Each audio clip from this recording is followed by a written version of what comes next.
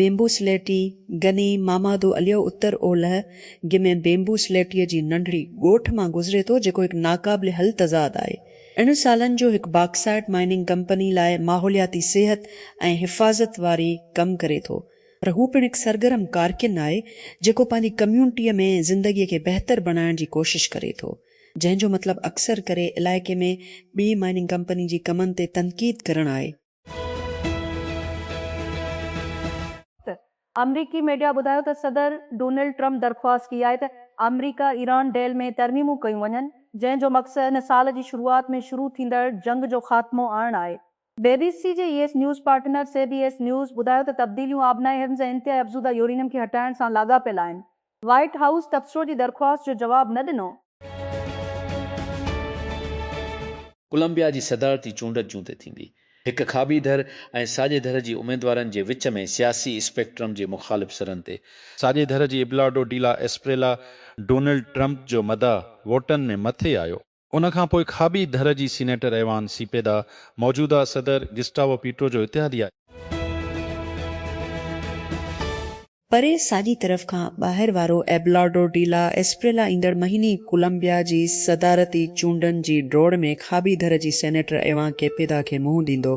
आचर ते पुलिंग बंदि थियण खां पोइ ॿिनि उमेदवारनि जल्दी वोटनि जी तादाद में अॻिते वधिया। साॼी धर जी सेनेटर मां वालेंसिया जी उमेदनि खे ख़तमु करे छॾियो, जेको अॻोणो हो।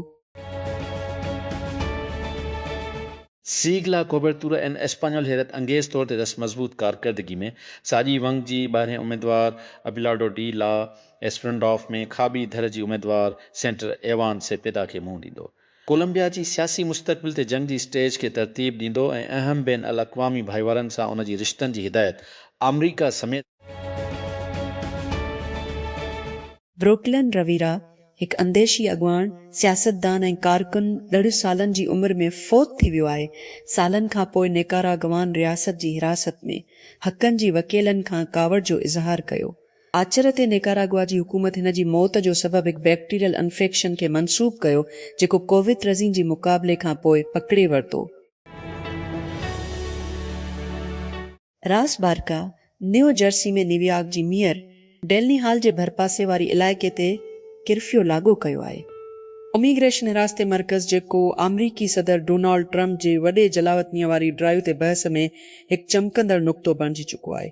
आचर जी सुबुह जो ऐलान हिन मर्कज़ जी ॿाहिरां शिकतान में भड़कण जी विच में आयो, जेको हुन जी ठेकेदार जी AO ग्रुप पारां हलाए थो। इमिग्रेशन ऐं कस्टम नाफ़्ज़ करण ICE सां 2 सालनि जी ड्रेल जी हिसे तौरु।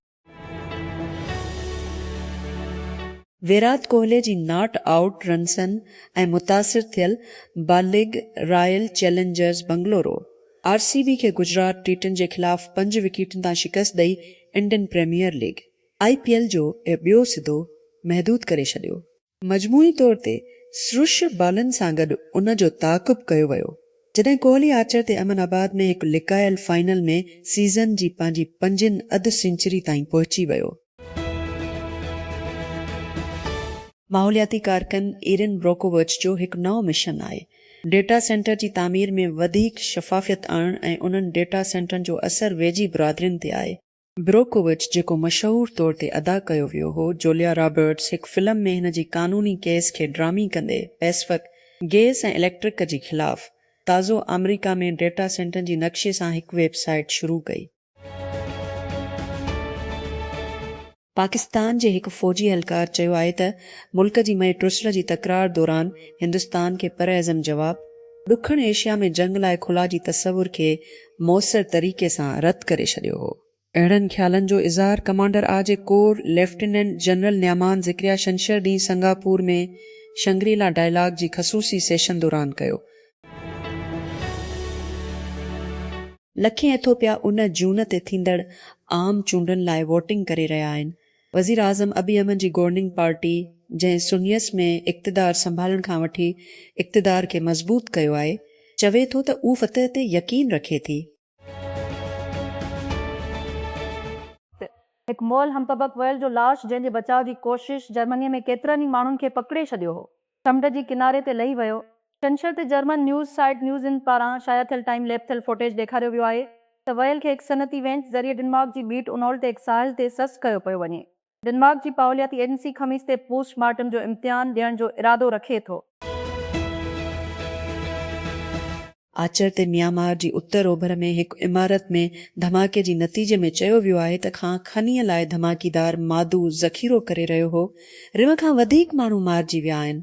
इमदादी कारकुननि ऐं आज़ाद मीडिया जी रिपोर्टनि मुताबिक़ धमाके जी नतीजे में 1.5 ॼणा ज़ख़्मी थी पिया, जेको नमकाम टाउन जी ॻोठ कांग तप में 2:30 वॻे थियो।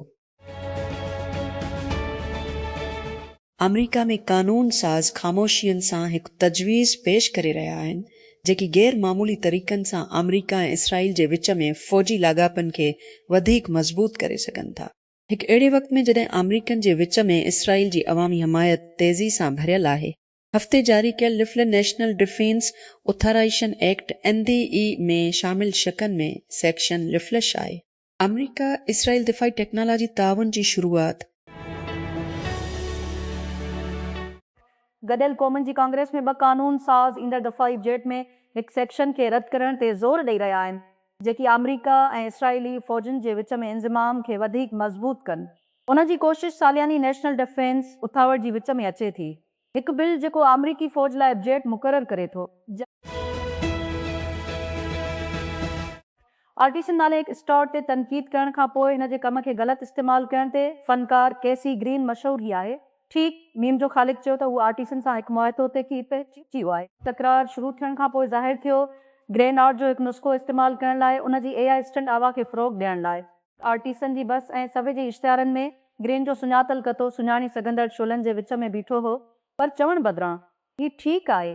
हिन ऐलान कयो मुंहिंजी पाइपलाइन खे बाहि लॻी आहे त इहा बेडीआर खे एवा खे किराए ते वठी ॾियो।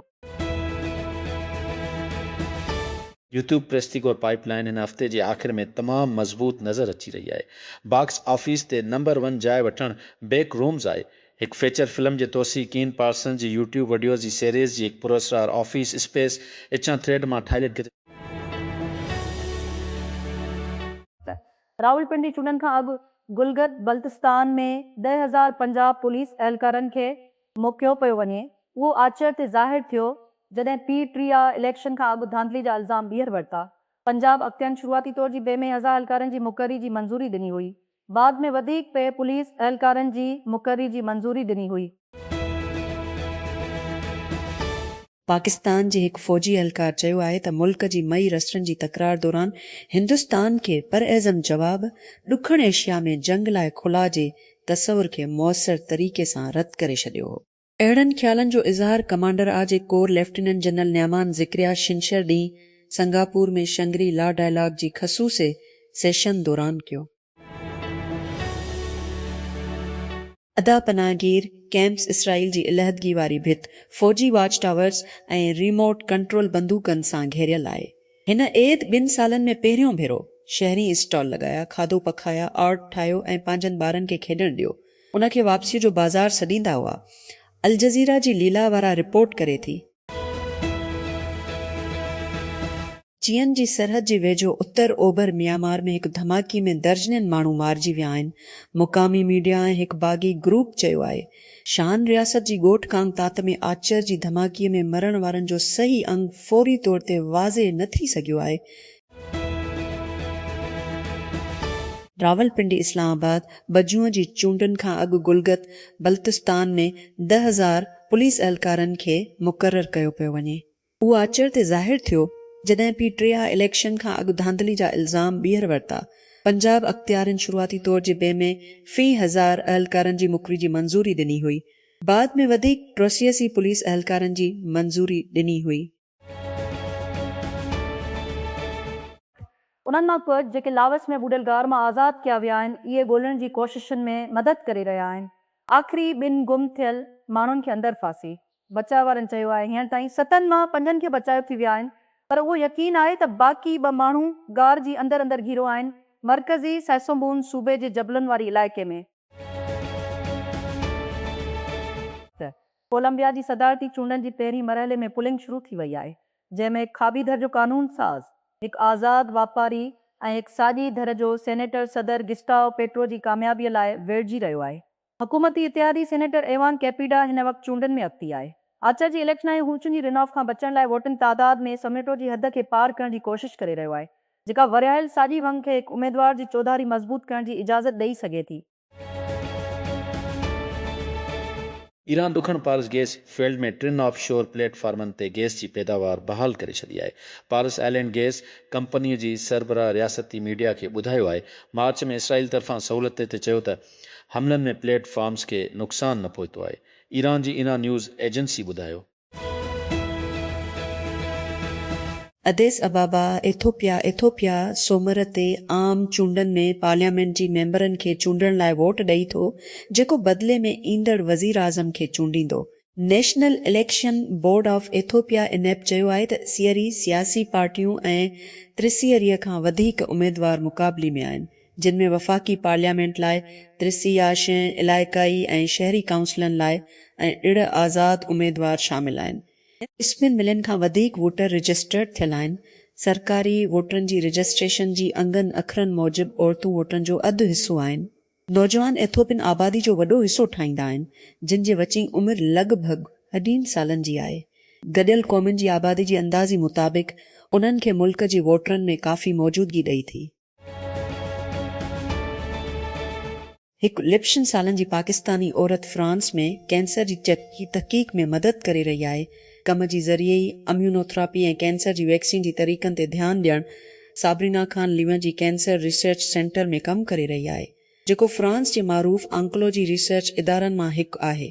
उहा इंस्टीट्यूट जी इम्यूनोलॉजी डिपार्टमेंट जो हिसो आहे, जिते मुहक़िक़ इलाज जो मुतालो कनि था, जेके कैंसर सां विढ़ण लाइ जिस्म जी मदाफ़ती निज़ाम खे इस्तेफ़ला कनि था। हकमर हाई कोर्ट फ़ैसिले में चयो आहे त हकमर मुड़ुस जो क़ानूनी फ़र्ज़ु आहे। ज़ाल जो सवाब दीदी हक़ु नाहे। अदालत चयो त हकमर औरत जो जाइज़ ऐं मज़हबी हक़ु आहे। उहो हिकु कर्ज़ जे तौर ते इलाज कयो वेंदो आहे, जेको मुड़ुस तरफ़ां अदा कयो वेंदो। इस्लामाबाद बिजली वारी वज़ीर ओवैस लिगारी आचर ते चयो आहे त हिन वक़्त ताईं चीन जी पावर प्रोड्यूसर्स खां रियायतूं हासिल करण लाइ ॻाल्हियुनि जो को बि काफ़ी नतीजो न निकितो आहे। ॿियनि आज़ाद पावर सेक्टर प्लांट सां नज़रसानी थियल मुआहदनि ज़रिए महफ़ूज़ कयल ट्रिलियन रुपयनि खां वधीक मार्च में हुकूमत हिकु पार्लियामानी पैनल खे ॿुधायो हो त थिए न जे ऐं कुझु सरकारी पावर प्लांट सां बिजली जी ख़रीदारी जी मुआहदनि ते नज़र तानी ट्रेन जी बचत कई वई हुई, उन्हनि जे 3 खां 3 सालनि जी मुद्दत ताईं।